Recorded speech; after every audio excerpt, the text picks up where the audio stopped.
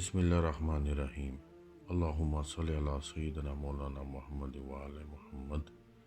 ए पाक परवरदिगार, वो मामला जिनमें मेरा इख्तियार नहीं, जहाँ मैं बेबस हूँ, उनमें मेरी मदद फरमा और मुझे अकेला मत छोड़। दुआ चैनल के नाजरीन को खुश आमदीद कहते हैं। आज जो वजीफ़ा हम आपकी खिदमत में पेश करेंगे वो सूरह मोमिनून की आखिरी 4 आयात पर मुश्तमिल है।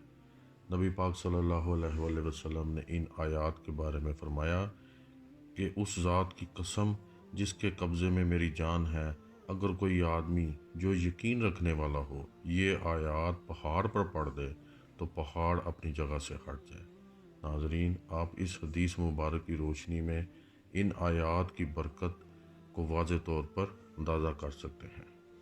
ये आयात आपकी ज़िंदगी के तमाम मकासद को पूरा करने के लिए एक लाजवाब अमल है।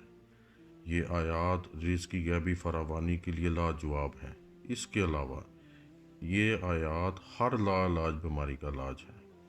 आयात ये हैं।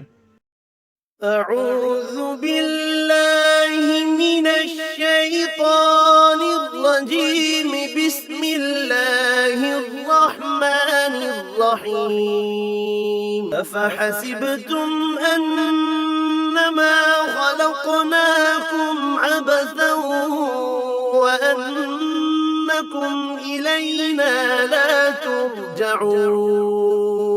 फ़तआला अल्लाहुल मलिकुल हक़्क़ ला इलाहा इल्ला हुवा रब्बुल अर्शिल करीम। वमन यदअु मअल्लाहि इलाहन आखर ला बुरहान लहु बिहि फ़इन्नमा हिसाबुहु इंद रब्बिहि इन्नहु ला युफ्लिहुल काफिरून।